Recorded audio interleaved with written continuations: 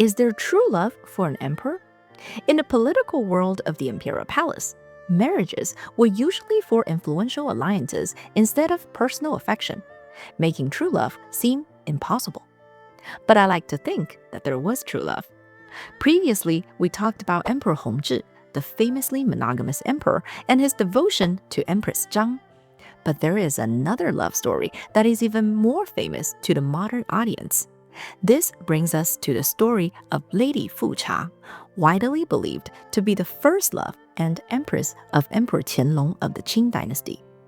Lady Fu Cha comes from the Manchu Fu Cha clan, a powerful family from the prestigious bordered yellow banner, and married Emperor Qianlong while he was still a prince, eventually becoming the famous Empress Xiao Xianchun. Based on historical accounts, their love was real. She was often described as virtuous, intelligent, frugal, and his soulmate. But this love story did not have a magical ending. In 1748, while on an imperial boat returning to Beijing from an imperial tour, Empress Xiao Xianchun suddenly died at the age of 36. Official records claim that she died from illness, but many rumors and folklore suggest other surprising and scandalous reasons. Initially seen as a wise and benevolent emperor, some historical accounts suggest that her death even caused a great change in Emperor Qianlong's personality. These accounts tell stories of him becoming incredibly harsh, even leading to purges and executions. Many of you may recognize Lady Fu Cha or Empress Xiao Xianchun from popular C-dramas like Story of Yanxi Palace and Ru Yi's Love in the Palace. While the stories in these shows are mostly fictional, some of them were probably inspired by popular folklore that we still share today. Some of you might even be thinking, wait, I thought Emperor Qianlong's true love was Empress Nala or Consort Ling, maybe in some shows, but historical records tell a different story. Hey everyone, and welcome back to Tea with Amy.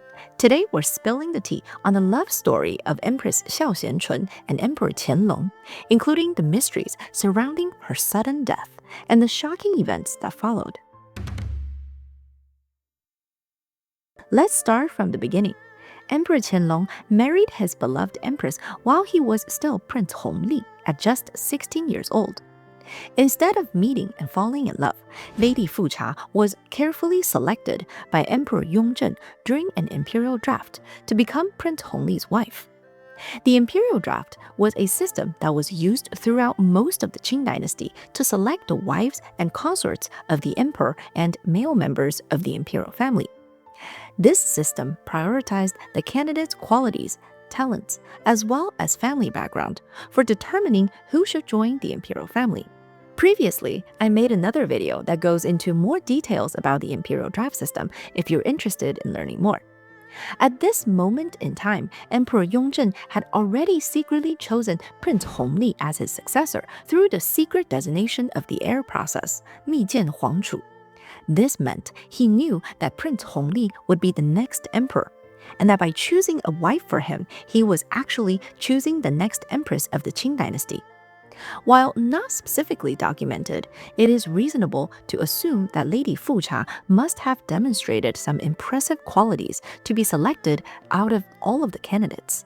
One of Lady Fu Cha's most famous quality was her frugality, a highly regarded Confucian value.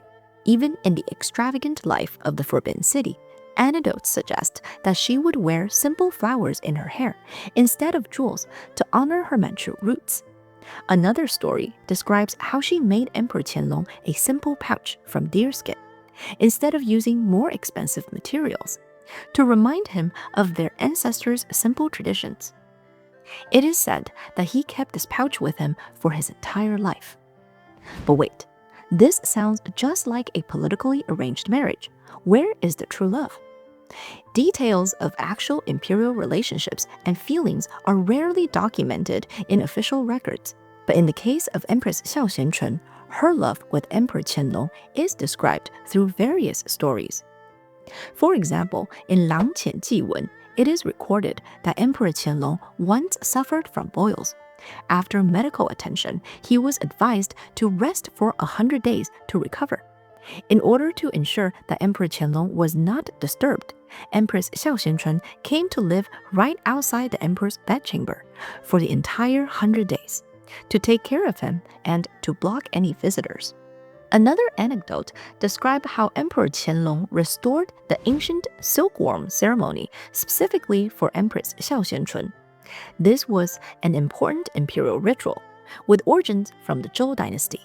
It reinforced the empress's status as the mother of the empire and symbolized the empress's vital role in the empire's prosperity by promoting sericulture.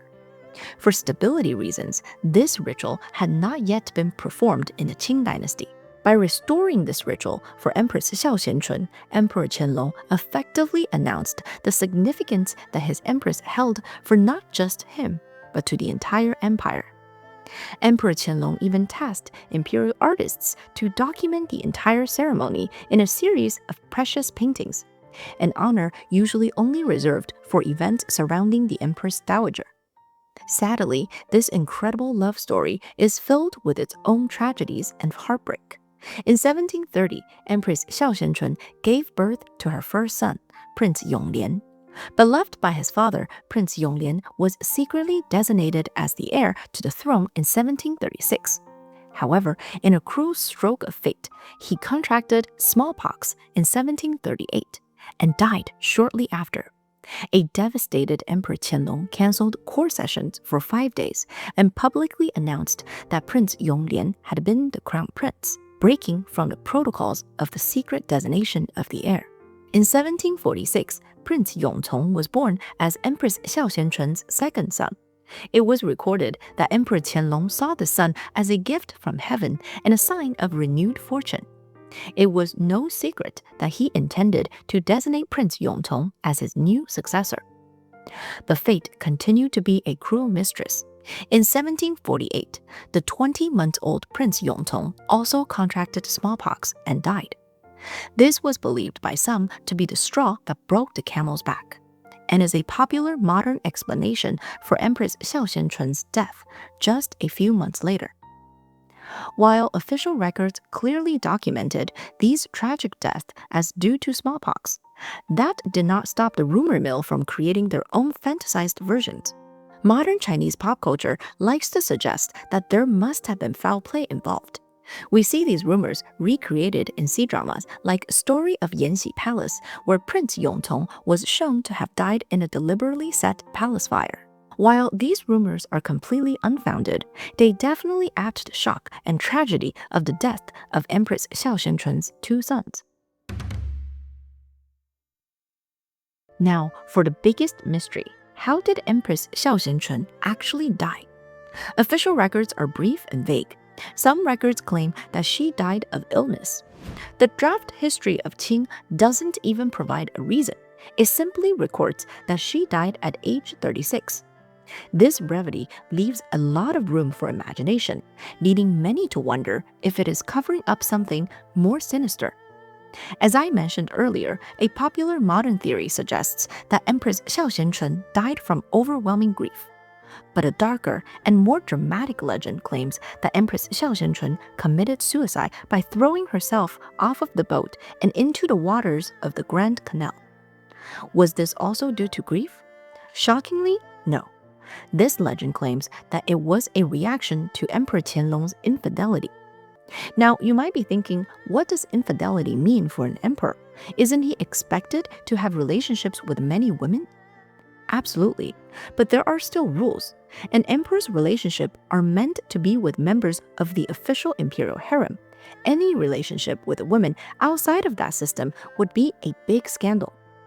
This shocking legend says that Empress Xiao Xianchun caught Emperor Qianlong engaging in a wild debauchery with courtesans during the tour.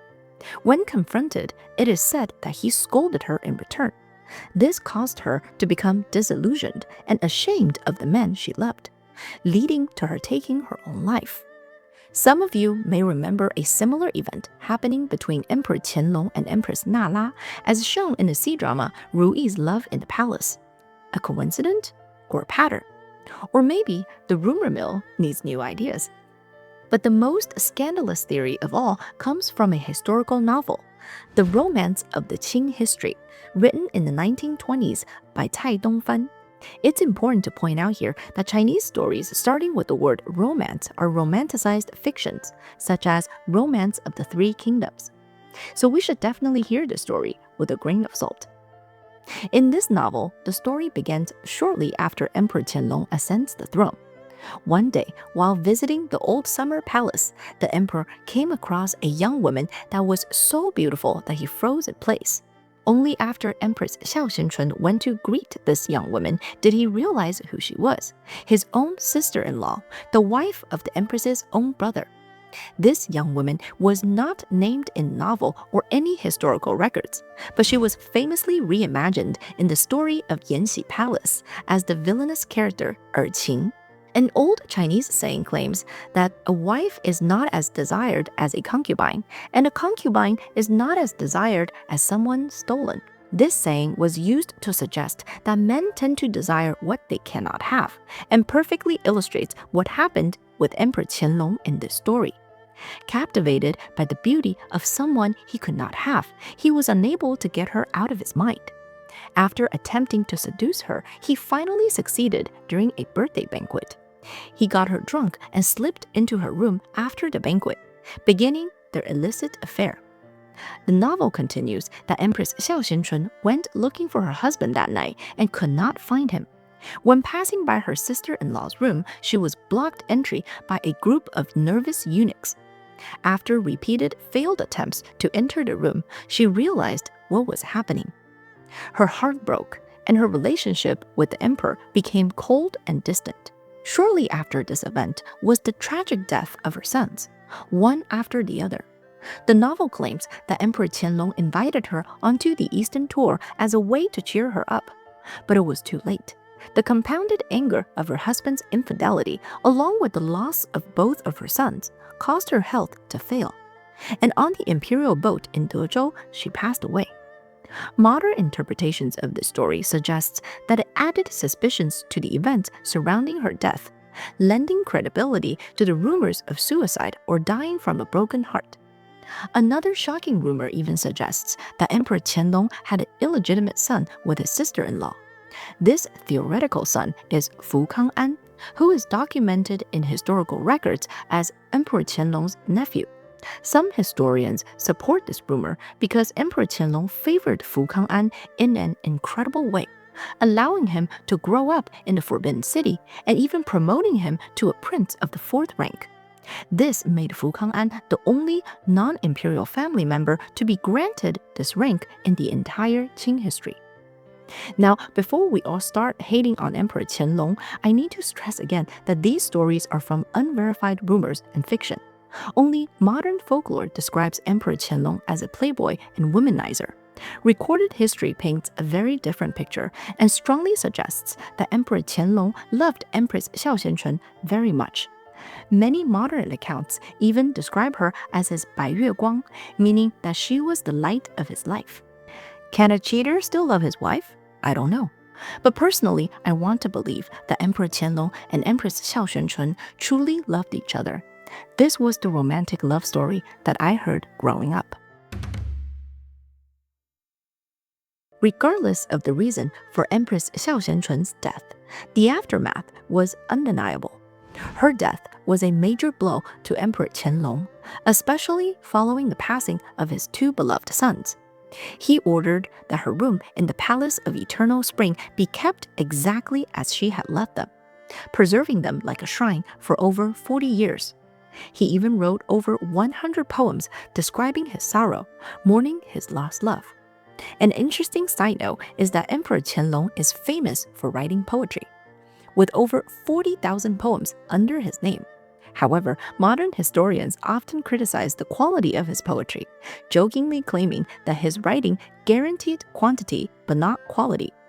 This was even referenced in Story of Yanxi Palace, where the main character, Wei Yingluo, hilariously complained about having to memorize the emperor's poems, even though they were not very good. Another notable feature of his poetry is that they were generally devoid of emotion, often written from the perspective of a more divine and less human figure. But his poems mourning Empress Xiao Xianchun were surprisingly filled with emotion. For example, a famous excerpt from his poem expressing my sorrow says, "A body and its shadow, how can one leave the other? I am in a daze, as if a part of me is missing." In the Qing dynasty, official empresses' names as we know them by today are typically granted after the empress's death. A touching legend describes how Empress Xiao Xianchun actually asked Emperor Qianlong if she could have the name Xiaoxian after she died. In Chinese, the word Xiao means filial piety, and the word Xian means virtuous. Both were highly regarded Confucian values that she must have hoped could represent her one day. Emperor Qianlong agreed and declared her as Empress Xiao Xianchun after her death. Traditionally, in the Qing dynasty, the death of an empress was not announced to the empire through imperial decree.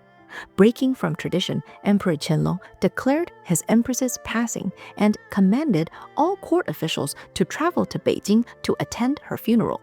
It was at this moment that historical records describing Emperor Qianlong changed. Once considered to be benevolent, records began to imply that he had become increasingly harsh and severe. These records describe how he severely punished numerous court officials and imperial family members for not grieving sufficiently.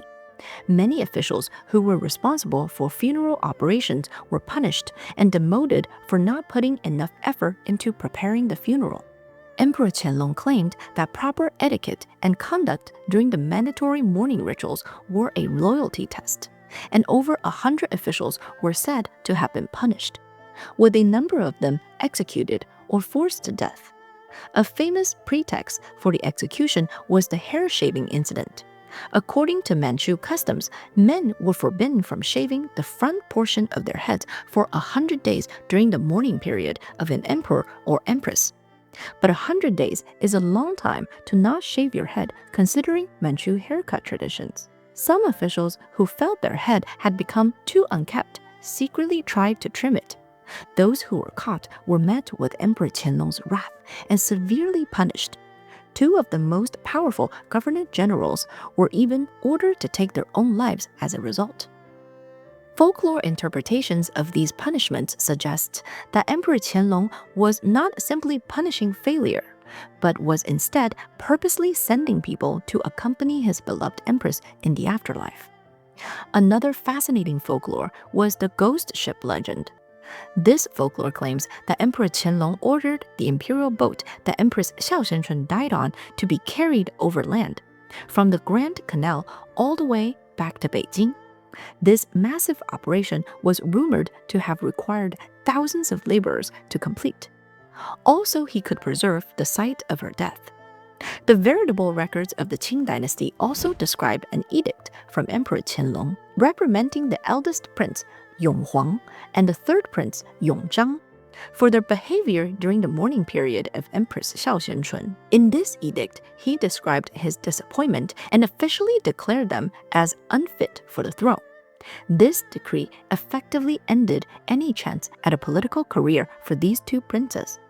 And the eldest prince, Yong Huang, was said to have died 2 years later from anxiety and fear. The third prince, Yong Zhang, also died a few years later at the age of 25, supposedly from illness. Nobody was safe. More evidence of Emperor Qianlong's devotion to Empress Xiao Xianchun can be seen through his relationship with his second empress, the famously erased Empress Nala. After Empress Xiao Xianchun's passing, Consort Nala was promoted to imperial noble consort to act as the head of the imperial harem in the absence of an empress. Many consider this as an indication that Consort Nala would become the next empress and take on the appropriate responsibilities. However, when it came time for the silk robe ceremony, government officials asked the Emperor Qianlong if Consort Nala should host this ceremony in place of the empress. To which Emperor Qianlong famously responded, "A consort can only act on behalf of the empress when there actually is an empress. The imperial noble consort is not the empress and will not host the ceremony." And with that, this silkworm ceremony was hosted by government officials instead of the head of the imperial harem. In 1750, after the mourning period for Empress Xiao Xianchun, Consort Nala was finally promoted to empress due to pressure from Empress Dowager Chongqing. But many historians believe that Emperor Qianlong was still resistant in allowing her to host the silkworm ceremony, even after she became empress. However, in the veritable records of Emperor Gaozong, it is recorded that Empress Nala did host the ceremony in 1752. 4 years after the passing of Empress Xiao Xianchun, Emperor Qianlong wrote a poem that was believed to describe his relationship with Empress Nala. In this poem, he said that it's not that the new zither is not good enough, but it still cannot compare to the old familiar sword. This poem perfectly captures how Emperor Qianlong doesn't necessarily think that there is anything wrong with Empress Nala, but he still loves Empress Xiao Xianchun deeply and cannot get over her passing. It is particularly interesting to contrast these historical accounts with modern folklore. While many modern stories, like Rui's Love in the Palace, tend to dramatize the love between Empress Nala and Emperor Qianlong, there is actually no historical evidence to support this. Instead, if only using historical accounts, it would appear that Empress Nala never really gained the emperor's favor as empress, and was mostly met with indifference. This leads us to the great scandal of Empress Nala cutting her hair, leading to her disgrace and stripped from power. Was this her way of making a defiant stand against the emperor's indifference? Nobody knows for sure. If you're interested in learning more, I made another video exploring some of the popular theories. After Empress Nala passed away in 1766, Emperor Qianlong refused to appoint another living empress for the rest of his life. During this time, several officials petitioned for another empress to be named, but were met with severe punishments, eventually silencing any further suggestions regarding this. When Emperor Qianlong was 80 years old, he wrote another famous poem in response to officials wishing that he would live to be 100. In this poem, he expressed that even if he were to live to 100 years old, that is only 20 years until he can finally be with his beloved Empress Xiao Xianchun again. In 1796, when Emperor Qianlong abdicated the throne to his son, Emperor Jiaqing, he declared that the promotion of Emperor Jiaqing's wife, Empress Xiao Shurui, would only be celebrated within the imperial palace and would not be celebrated across the empire. He also declared that any celebratory events for Empress Xiao Shurui should also be celebrated only within the imperial palace, and that officials outside of the palace would not be invited to attend. This is a stark contrast to the scale and attention that he gave to all of the events surrounding his own empress Xiao Xianchun. This was likely not intended as a slight towards the new empress, but was probably an unfortunate byproduct of Emperor Qianlong's continued mourning. I imagine it must have been tough to be that daughter-in-law. The honors that Emperor Qianlong granted to Empress Xiao Xianchun enshrined her not only as the love of his life, but also as the ideal empress. For the rest of the Qing dynasty, Empress Xiao Xianchun was seen as the role model for all empresses to aspire to. A perfect empress that could never be surpassed. What do you think about this love story? And then there's the great mystery of her sudden death at a young age. What do you think really happened? Let me know in the comments, and if you enjoyed today's topic, don't forget to like and subscribe, and if you want to support this channel and help me uncover more fascinating stories from Chinese history, please check out my membership and become a Noble Baoban. Thanks again for watching, and I'll see you in the next one. Stay curious, stay magical.